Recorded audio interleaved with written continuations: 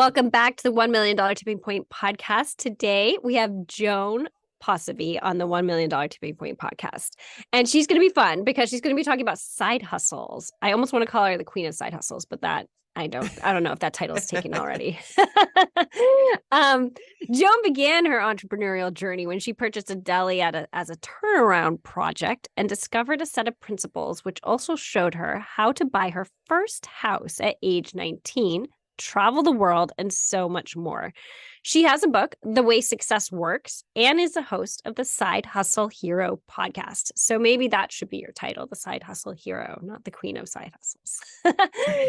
So we're going to be, of course, getting advice from Joan on how to grow your business to 7 figures, but I'm hoping that we'll talk about today a little bit more about when you should have a side hustle that stays a side hustle, and when do you know to bring it full time, right? And then also, what are some maybe low-cost side hustles that anyone can start? So again, if you haven't yet, head over to Corporate to Contract, grab the Money Mapper spreadsheet, your tool for sculpting a prosperous, that's a great word, Kiri, prosperous financial future with your business. I swear I know how to talk. Joan, hello. Welcome to the show, and thank you for being a guest. Oh, my pleasure. Thank you so much for having me, Kiri. So what are you up to these days in terms of your business? Share with us. Well, for really decades now, I've straddled 2 paths. One has been in the personal development space as a speaker and trainer and author. But at the same time, I never wanted to be someone who is just talking about ideas from the stage and not actually executing them. And so I talk a lot about business and management, et cetera, in those seminars in the past. And so my businesses have always been what I consider to be almost like playgrounds for these ideas. So I can really share with people what's worked, and what I haven't found doesn't work, doesn't get shared. And so that's been going on for the longest time. And just recently, I guess you could say, cashed out a couple of years ago. And then it became, okay, what next? Because this is kind of a hole. And I decided to kind of combine everything. And that was the birth of the podcast Side Hustle Hero, where now I get to meet awesome individuals who have started and or scaled their side hustles. I definitely started way back when I was freelancing as a side hustle without realizing it was a side hustle. Like, people were asking me to do things at my house, and like, I think specifically had this woman who wanted me to data entry basically, and she was a contact. And so I started doing that, and then someone was like, you know that there's like this whole place online you can do that kind of stuff. And I was like, what? They like introduced me to freelancer marketplaces, and then I started doing that. And then before you knew it, I was able to quit my full-time job. And that what started out as like, oh, well, I don't know, we'll see where this goes. I started getting really invested. So for me, it was like when I realized I was lit up by it, and I was so passionate about it, and I loved the freedom I got and controlling everything. That for me was like, okay, this is going to be a full-time thing. And so I guess I don't really have a side hustle anymore. My side hustle has turned into a freelancing career, turned into coaching, etc. So I do want to go into that a little bit. But first, I want to backtrack. You had that deli, that delicatessen, to say it properly, right? Delicatessen. Deli, I call deli. it. Yeah. You had a deli. And then you also had a self-storage facility that you told me a little bit about offline. Can you tell us all the side hustles that you've had, if you can remember them all, and which ones were the most low cost and the best for beginners? Wow, I don't know how far back you want me to go. Let's see. One of the first ones I can remember, believe it or not, was a Christmas tree lot. Oh, that's interesting. Yes, that was in Toronto. So Toronto, Canada. So we're talking like winter, snow. I wouldn't consider that necessarily a low cost, and it really depends on the market, because eventually I moved somewhere else where you totally could not do that. Even though it was winter, the market was just completely different. But this location in Toronto was absolutely perfect. And what we would do is order a whole bunch of trees, spend and it would be a lot more now, but this is back in, earlier dollars, about $15,000 in trees. And then they would get shipped, because you're ordering them in October. They get shipped, and then you're basically in this parking lot selling these trees, looking at them for weeks because nobody buys their Christmas trees early in December. And you're thinking, was this really a smart move or not? And then a week before Christmas, all the crowds come in and you make all your money. And it was great. We did that for a few years. What you mentioned that some markets aren't good for that. What market isn't good for Christmas trees? Okay, so imagine the city of Toronto. It's a bustling urban center. And then eventually I moved into a mountain ski town where you're surrounded by Christmas trees. A lot of people just go up into Crown land and cut their own. Okay. Or if they are selling them in town, they're being sold by nonprofit organizations. Okay. And they were selling them less than I could even buy them for when I was in Toronto. Okay. That's an interesting side hustle. Location. Yeah, yeah. So then tell us a little bit about the deli. And that's also an interesting, these are all interesting side hustles to me because I don't even think I don't know if it's a millennial or what, but I'm like, when I think side hustle, I think online. I think something online. Like you go on Reddit, everyone's always asking about side hustles. And people are like, there's crypto, there's freelancing, there's what are some other ones? There's some other like drop shipping, Amazon drop shipping, like stuff like that. That's very popular with my generation. So, but like you've got the deli. Yeah. And but just as a little side note, and we will get into this, but there are a lot of people that being on the computer all day is not their thing. They want to be out and about or using their hands. So there's a lot of side hustles out there that are outlets for that. So we can get into that later. No, let's talk about that now. So like if you're the opposite of me and you don't want to be sitting on the computer all day, or like, I mean, I don't sit on it all day, but I definitely prefer working on the computer. So suppose you're, this is not for me. What can those people do who want to be outside, who want to, again, not have this be their full time, but still make good money and do a side hustle that involves them getting out and about and using their hands or being outside or whatever? Well, one side hustle that could have been a side hustle that I was looking for, but I didn't connect with this person, just throw that as an idea for somewhere else. I was also involved in the kayak business and I was buying and selling them, and I wanted to connect with someone that could do kayak lessons and take out tours. And so that would have been a great side hustle for them because I wasn't looking for an employee to do that. I wanted more of a contract relationship. But as far as a side hustle today, if I were starting again, I would seriously look at, get this, it flies under the radar, it's not sexy, but it's cleaning up litter outside of commercial and industrial buildings before they open in the morning.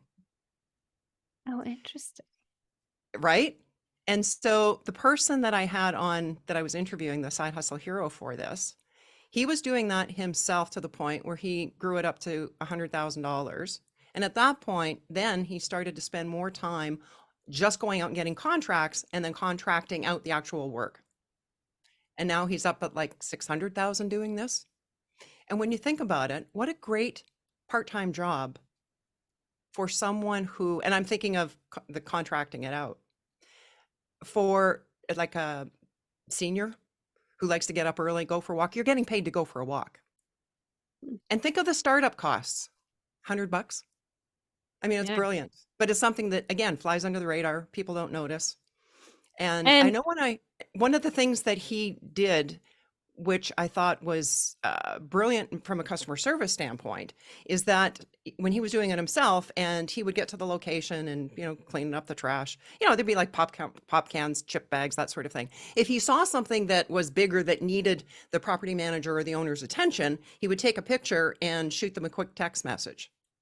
And I said to him, when I had the storage facility, that would have been invaluable for me because I lived about 20 minutes outside of town, outside of where the facility was, or excuse me, the facility was outside of town. I was in town. And so if I had gotten that heads up, I could have seen, oh, okay, I need to deal with that first thing. So I'll swing by the hardware store or the building supply place on my way out there. And then, as I'm driving, figure out the rest of my day now. And it was a no cost addition from a great customer service standpoint on his part, I think. Yeah. I guess there's so much. So what did this guy do for a full-time job then? Do you know, can you say?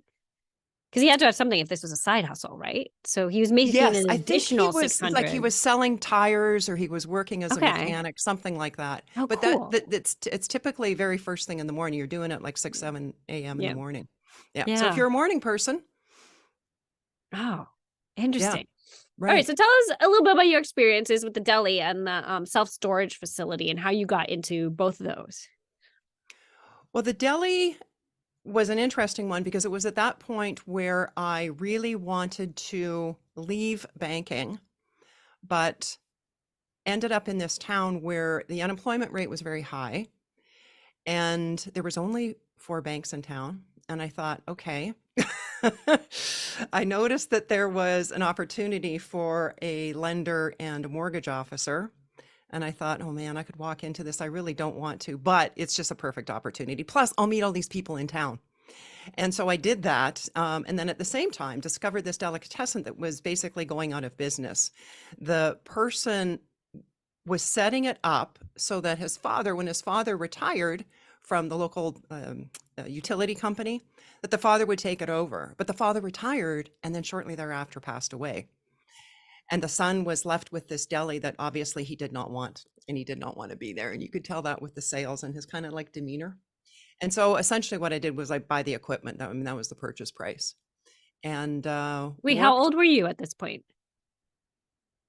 27, Yeah, because something like in that, your 28. bio, it talks about how you're 16 years old as a part-time teller, and then you Yes, became a branch manager by yes, 22. So if you're yes. looking at these other positions, I mean, it couldn't have been more than 30, I don't think, Oh right? yeah, no, no, Yeah, no, no, no. That was in my yeah. 20s. Yeah, no, I was a part-time teller from 16, and it was funny because I was learning more in the banking industry than I was in my math classes in high school.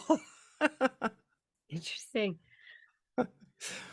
And so Yeah. what was it like running a deli? Coming from a background of like banking and all of a sudden getting thrown into that. Well, I've had a business partner for 41 years now.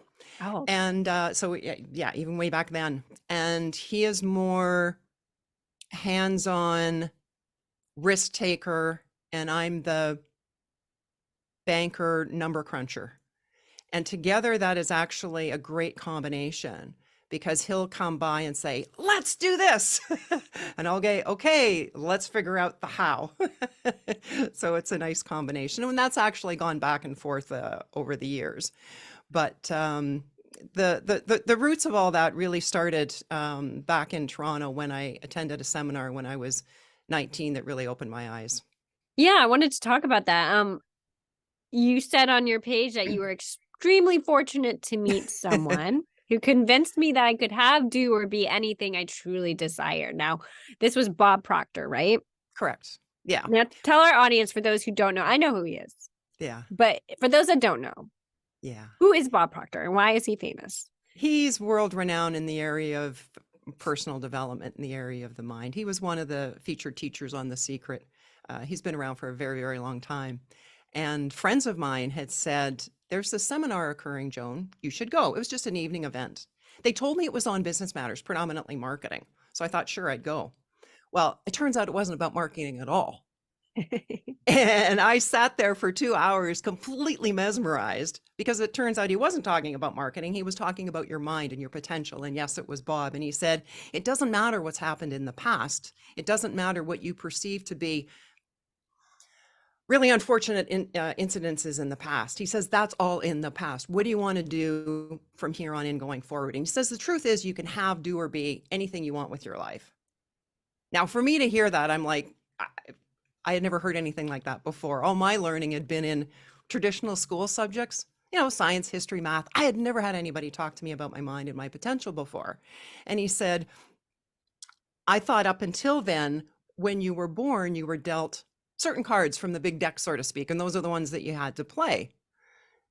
And I discovered that through studying with him that you could keep those cards that you like and throw out the ones that you didn't like and move forward from there. Like just one quick example. I grew up very shy and introverted. I've got introverted tendencies. And I mean, I can see that through my mom. Like she could not go into a room full of people on her own. It just was not going to happen. And we could do a whole podcast on the effect of the people around us when we're young.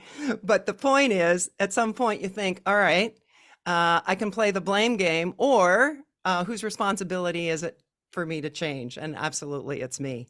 And so I realized that that's something that I wanted to change about myself. And now I absolutely love interacting with people and having great conversations like with yourself.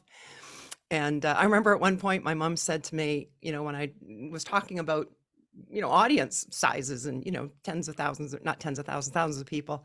And she said, Joan, I could never do what you do. And I said, Mom, that's not true. I said, you don't want to.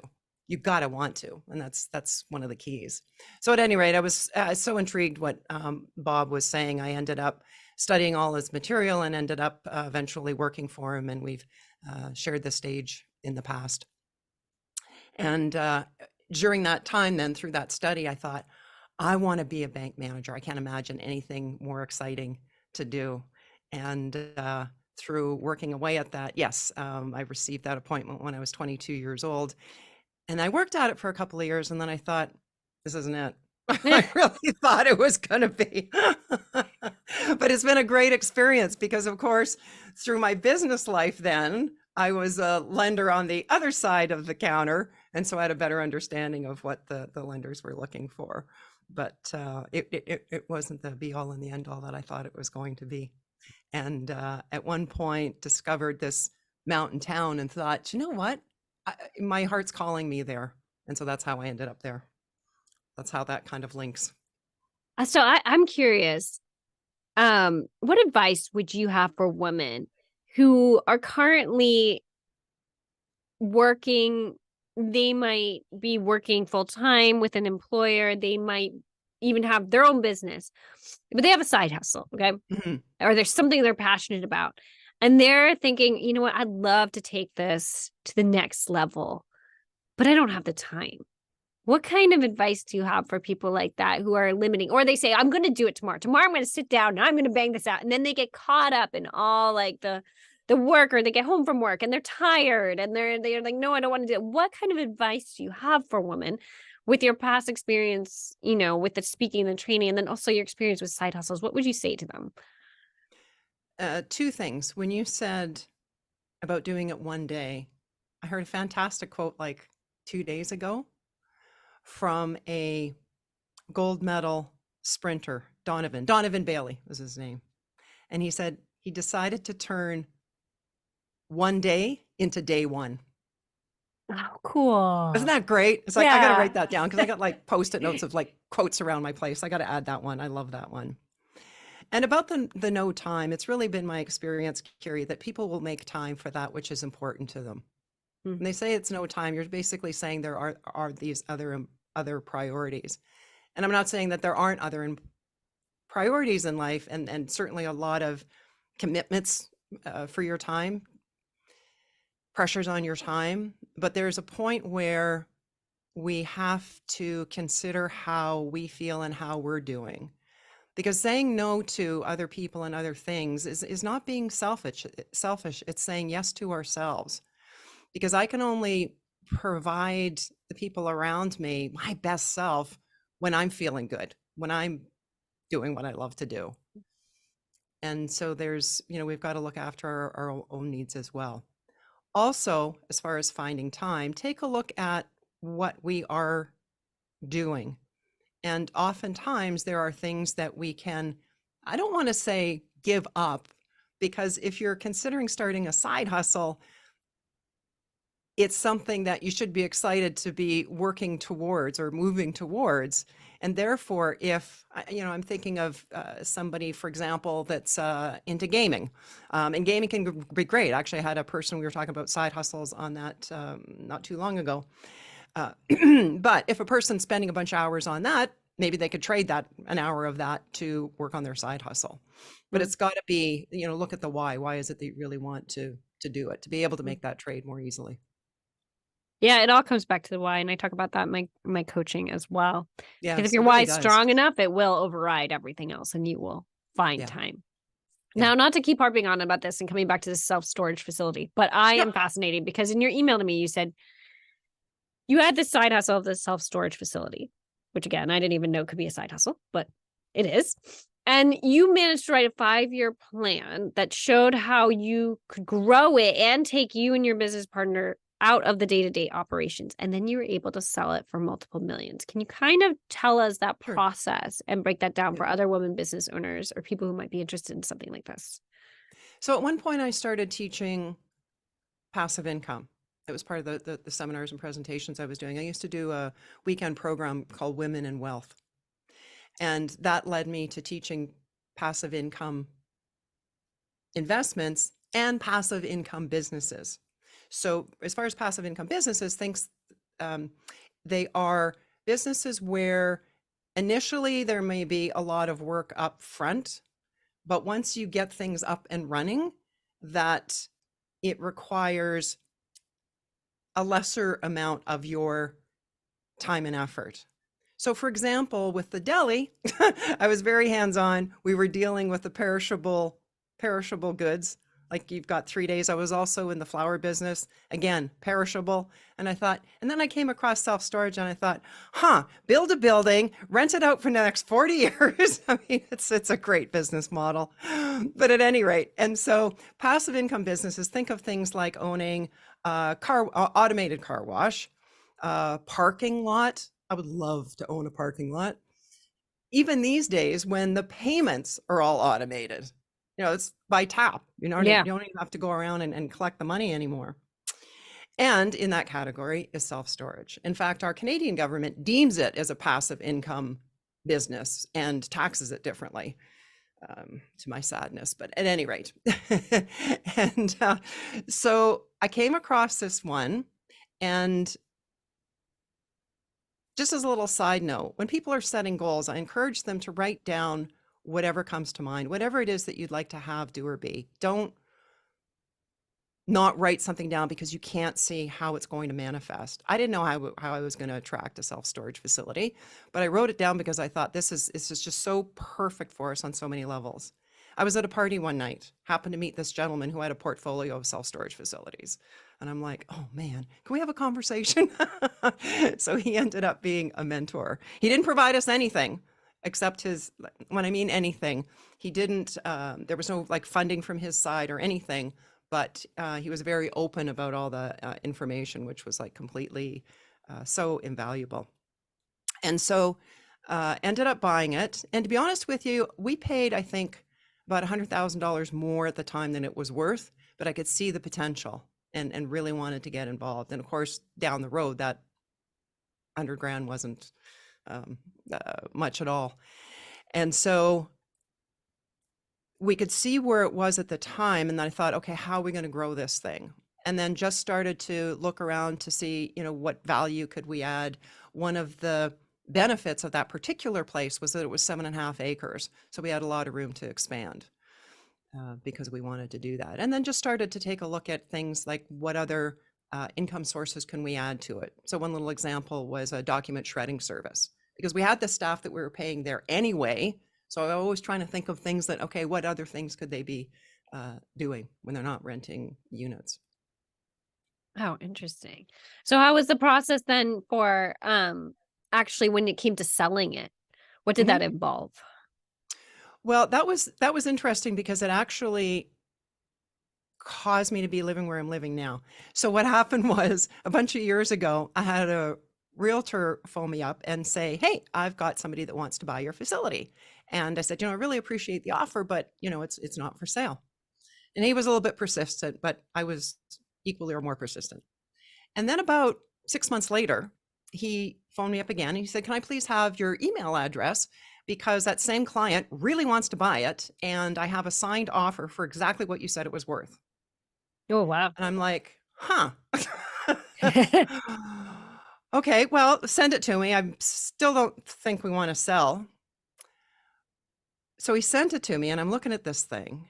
But the difference, Carrie, was this time I had an offer in my hot little hands. And I asked myself the question, okay, if we sold, what would I do? And immediately the answer that came to mind is I would move to Vancouver, which is where I am now. And then it dawned on me, it's like, oh my God, Joan, you've had this mental block for so many years now, thinking that as long as you owned the facility, that you had to at least be in the physical vicinity of it. And I thought, that's not true at all. So then I had put myself in this, little mental space that I couldn't move, which of course wasn't true. So then the thinking became, okay, how can we keep it? Which we did for years after that, because this is quite a while ago. How can I keep it and move here? And Wait, so you didn't sell it when you had that no, we offer in didn't your sell hand? it then. We did Okay. not sell it. But it was, to me, it was a teaching point, because it was like, here I was holding this belief that I didn't even realize that I was holding, until that piece of paper crossed my desk, and it was like, oh, wow, okay, I wasn't even thinking that this could be possible. And there's so many possibilities out there. I don't want to get off on too many tangents, but one little quick one. It was another interview I did with a trademark attorney, and when I think of trademark attorney, I think of a person, holed up in an office building or cubicle somewhere. And this guy's a digital nomad. He lives around the world doing his thing. He was in like 9 countries last year. Oh, crazy. As a trademark attorney. So it's like, we may grow up being an accountant or a lawyer of some type, thinking, okay, this is my life, this is what I have to do. And there's so many people breaking down barriers and doing things differently now because of the advantages that technology allows us. Where were we with the storage facility? Well, I'm usually really good at looping back. I said, wait, so you hadn't sold it then when you had that paper, and you said, no, I realized That's right. It was just this mental block I had. Yeah. So we were able to pull ourselves out from the day to day. And I was really blessed with phenomenal staff. And because I've always been one to hire for mindset, for attitude. I need to write down, I think, where I'm going to be, because I'm going to loop again on this, because this is another teaching point that I felt so strongly about in my management seminars that I used to do. I'd have a room full of managers, and I'd say, think of your superstar employees. Write down the top 3 characteristics of why you consider them to be like in the top percentage of your staff. And then I get feedback. And 99.9% of the stuff that they told me was all the soft skills. This person, their ability to work with others, the teamwork, their attitude, their positivity. And then, the small portion was the hard skills, the technical skills of doing what they're doing. And of course, the technical skills are important, but it's like, you give me somebody with a great attitude and you can teach them all the rest of the stuff. And so we had really good staff. And the more let me back up a little bit. I've always been one to be very hands-on. And so that was a big learning for me. I needed to trust more and delegate more. And as I did, I was often pleasantly surprised. It's like, oh my gosh, I would have never even thought of that. That is so good. And so as far as the sale, then yes, it was another company that came along and said, we'd love to buy your facility, and went back and forth in the negotiation. So you mentioned letting go and delegating. Which of the side hustles have you had a team of people? Has it been all of them or just some of them? All of them. Sometimes it's partners. The flower business was partners, myself and 2 others. So there was kind of 3 of us manning it. But so there was no, like payroll and all those considerations. The self-storage would have been the main one for that. The deli was staffed eventually as well. What advice do you have for women who are trying to hire and grow their team? As far as the delegation piece, I would be sure to, in the beginning, to be very clear as to what that's going to look like and how you're going to check in. So for example, not delegating the task or the assignment, and then maybe it's something that's going to be completed 3 weeks down the road, and you're thinking, I wonder how they're doing. And then if you're trying to check in, then it to them, it could feel like you're checking up on them versus assigning that task. It's due 3 weeks from now. saying, I'll tell you what, let's check in every Friday and I'll offer you any support or whatever that I can. That way it puts your mind at ease because you're seeing how things are going and they're not thinking that, oh, she doesn't trust me. This is anticipated that we're going to get together. That's good advice. What do you think was the most important action item you took to grow some of your businesses to the seven-figure point?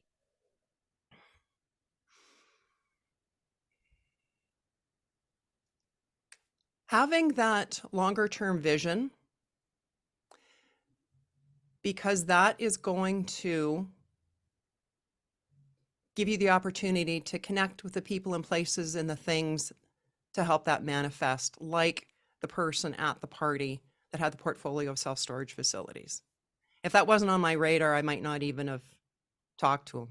Or even if I did talk to him, if it wasn't a goal, I might not have realized the opportunity was there. So I think for first and foremost is building that sort of end goal picture and then watching for opportunities to make it happen. And then seizing those opportunities when they happen. So my business partner at that point, even though as I mentioned earlier, he was the one like, hey, let's do it. With this point, he's like, where are we going to come up with that kind of money to buy that place? And I'm like, you know what? At this moment, we don't need the money because we haven't made the decision. Now, that might sound like just playing with words, but it's really not. Too often people miss opportunities because they say, well, I can't afford it. Spending $1 million on something could be a brilliant business move, or it could be the worst purse just ever. You've got to look at the deal, what makes sense. And when I took a look at the numbers and crunched them and saw the potential, it's like, this makes sense. I remember it was kind of around that time. I happened to be in the Board of Trade office, the Board of Trade, Chamber of Commerce in the city. And there was a bed and breakfast for sale. I believe it was about 850,000. And I remember someone looking at that and I just kind of overheard them saying, oh, that's so expensive that it's not going to go for that. And I'm like, and I know that they knew nothing about that property. And it's like, you haven't even looked at the cash flow. You haven't looked at the opportunity at all. Maybe you're correct. Maybe it absolutely is way overpriced, but maybe it's underpriced. So it's not the figure so much. It's what's driving that. So you think then a lot of it comes down to not only looking at the details within, but also the mindset? Because I feel like I'm hearing a lot about how your mind can be your greatest asset, but can also be your biggest inhibitor almost. Oh, well said. Oh, well said. Yes. Thank you. Absolutely. How do you think that manifestation plays into what you do? Because I've heard you talk about that a lot too, and I'm curious. I have started to in the past 2 months decided I was just going to keep track of things, little things I manifested. And I'll give you a funny example. I had this perfume and it was just given to me. It was like this big bottle and the scent was okay, but I didn't really love it. And I really wanted to get a new one. And I Okay. kept thinking about the new one I wanted to get, but I was like, I'm not going to get it because this one I have it, it's so full and I don't want to waste it and blah, blah, blah. And one day I'm like putting it back and I'd only used like this much of it. And it slipped out of my hands and it shattered.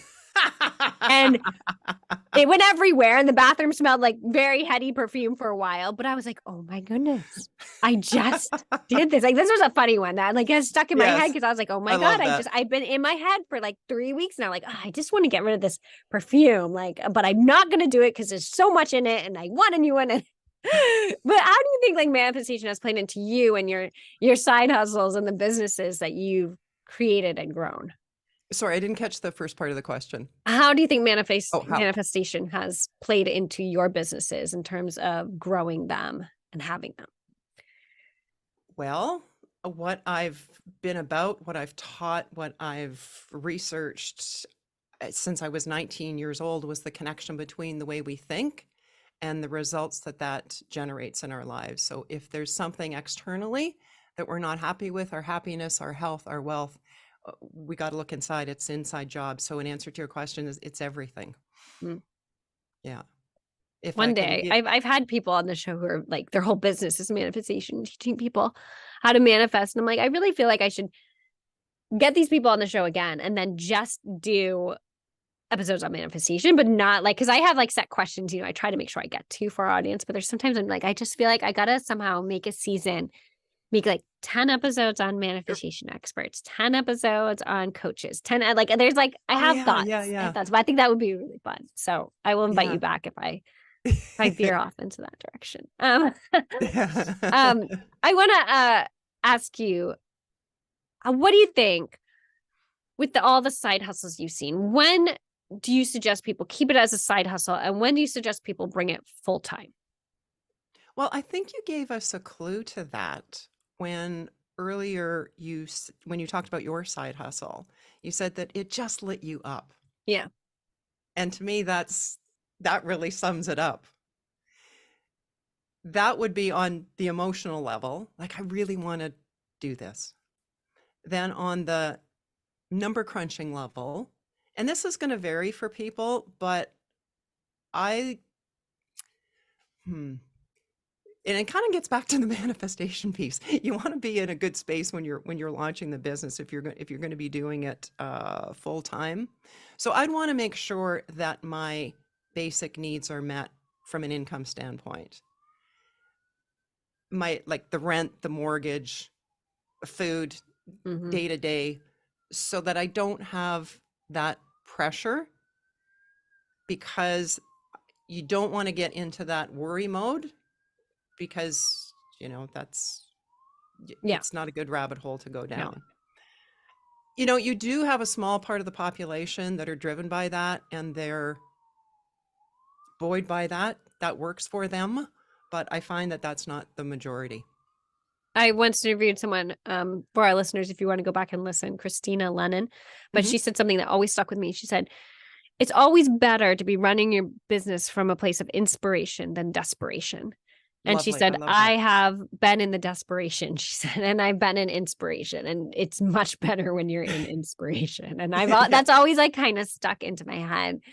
yeah, What do you yeah. think for within all your side hustles that you've had, what do you think has been the best investment you've ever made and the worst investment?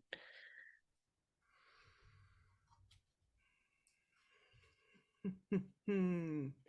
The best investment, well, the best investment, for sure, the self-storage, without question. Worst investment, I'm trying to think. We had a string of farmers markets where we were selling prints from an artist that it was okay, but it was a lot of work for not a huge markup. I'd say that was probably one of my least brilliant moves. I And that was read a side hustle once, to a side hustle. well, I read once that farmers markets are, what's the right wording? It's like one of the worst ROIs, maybe. But your hope from it is that you gain like long-term people or referrals, that people will say like, oh, I got Right. this at Yes. this place, Yeah. and then it's sent Yeah. for it. But the actual like renting the space, having the booth set up, having all your stuff, they're taking the time off from what you normally do. It's not a good ROI for that moment based on I what you think it would, sell. yeah, I think it would depend. It has a lot to do, I found, with and my guests can attest to this, the product that you've got going on there. Like there's one that I've recorded that it isn't out yet. And this guy's selling popcorn in a huge traffic market. Now think of the markup on that, Kiri. How much does popcorn cost? I And he's don't like selling it for, popcorn, so I don't know. okay, it's pennies. And he's selling it for $6 a bag. It's like a movie theater. You do oh yeah, don't get me started on the cost of movie theater. They're like they're like terrible. And then another episode I had with Melissa Mills, a company called Spread'em. She started selling her cashew dips at markets, and she was selling them from her bicycle because she could not afford a car at that point. She had $500 to start. And that's the other thing. When people say I don't have the money because I can't start, it's not the only way. There's lots of other ways. We'll do a show on that sometime too. But at any rate, so she starts with $500 and a bicycle. And long story short, she's now doing $3 million a year in business. They've Oh, got a wow. 20,000 square foot facility, never borrowed a dime. It's all been organic growth. It's all been people, wanting to get her product into their stores. And to this day, they're still doing the markets because she says, Oh, I love that one-on-one feedback and the customer feedback. And oh my God, we love your product. She said, it just makes my heart sing. I love it. Yeah, So and she has a car now. They have cars now.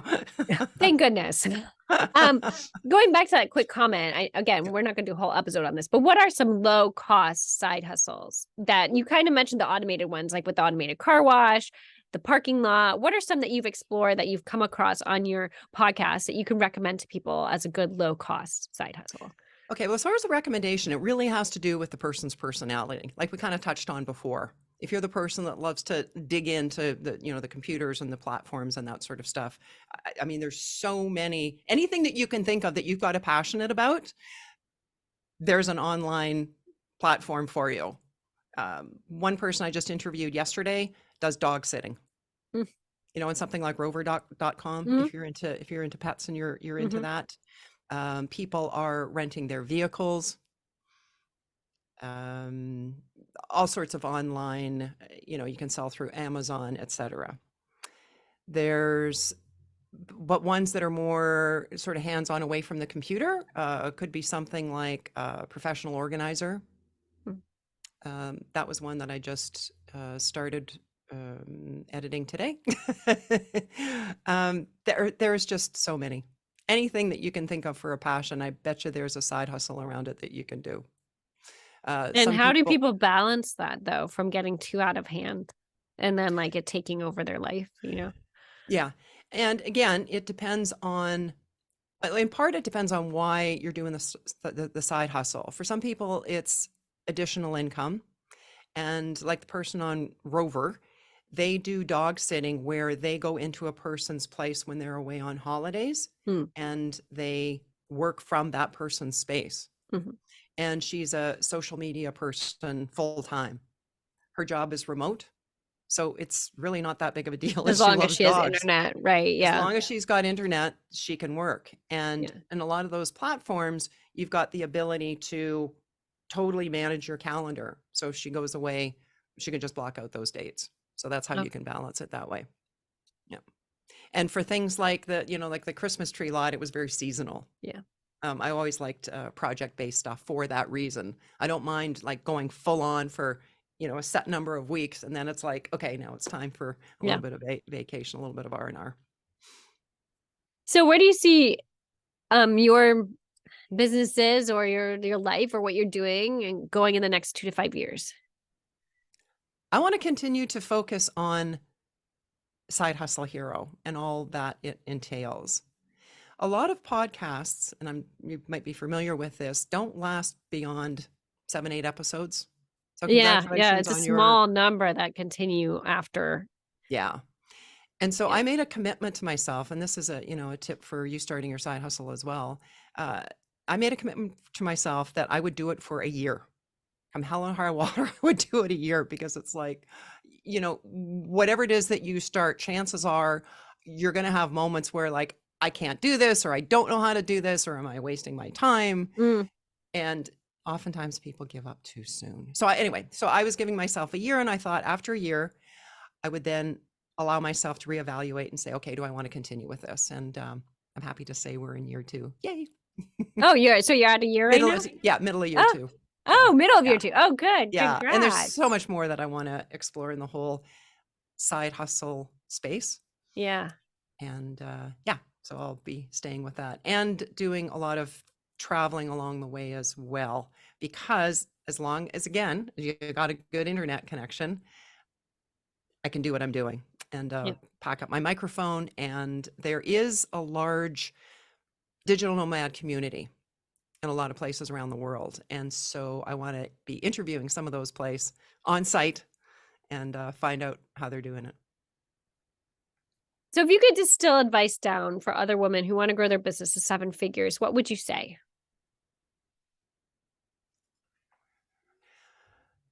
Mm, oh my Hard. gosh, there's so much there. Number one would be to build that image, to set the intention that that is that what I want to do, then start to brainstorm ways that you can do it. Some of you already have a very lucrative business going, and it's a matter of focusing on, okay, how can I spend less time on it while still growing it, to keep my sanity and enjoy life, and look for complementary products or services to add on to it, because you've already got the infrastructure in place per se. So for example, just to give you an example, my self-storage facility was called 12 Mile Storage. And for a number of reasons, we started into the kayak business and set it up on site there. And I called it 12 Mile Kayak because the existing staff, when I used the same phone number, could pick up the phone and say, just as an example, "Good afternoon, 12 Mile." And then based on the person's question, they got directed to the kayaks or the self-storage, and, yeah, Great idea. yeah. I love that. All right. So tell us, where can we find you, your podcast, or anything else you want to share? We'll make sure to put it in our show notes. Oh, I'd love that. The hub is sidehustlehero.com. Easy peasy. Yeah, everything can be found there. Sidehustlehero.com. All right. What is one philosophy, mantra, or quote that you've tried to run your businesses and maybe your life by? I think we've touched on this already, but I could sum it up by saying our external results are merely a mirror reflection of our internal reality. That's a Joan quote. So again, if we want something externally to change, we've got to look at the inside. Because if we take a look at our happiness, our health, our wealth, that's a result. Well, those results showed up because of our actions, our behavior, the opportunities we seized, the ones we let pass by, the challenges we accepted, the ones we backed away from. Those behaviors, those actions were being driven by our feelings towards it. And that originated in our thoughts. So like a quick example could be, and I'm talking from experience here, back in my days of having very introverted tendencies, going to a networking event. Oh, maybe I can't really go tonight. I've got too much other work to do. Or you get there and it's like, oh, I really should leave early. Was that really? So could you see how the thoughts and feelings were driving that behavior, getting that result? Whereas if I'd stuck around longer, I might have met someone that had a portfolio of self-storage facility. Yeah. See what I mean? Yeah. Yeah. I always tell my students, like, go to networking events, but don't go there with the goal to meet someone for your business, because then you're going to come away disappointed. You're going to come away upset, but just go there and be open. And at least, if anything, practice your pitch. I Okay. went to one the other month, and I went in, it was all like financial services. And I was like, okay, this is not my crowd, but I'm going to stick it out. I'm going to stay here. I'm going to practice what I preach. And I ended up meeting a woman who was part of another networking group who's looking for like women speakers or women empowerment, and like to talk about like, kind of along my lines of what I do. And I was Wow. like, oh, great. Like, this is exactly like, so it's like, no, the networking event turned up with nothing specifically, but that was something, but just not what Yes. I thought it was going to be. So I always Yes. tell my students that. Yeah, that's a great example. So Joan, thank you so much for joining me on this interview. We really appreciated your advice, and I wish we could go longer, but it's not the case this time. So for our audience, if you are listening and you found what Joan said informative and valuable, make sure you check her out, and also do a little favor and help us grow the show by sharing it. So thank you, Joan, again. And please sign up for our newsletter where you'll get our exclusive content questions with Joan. Awesome. Thank you so much for having me.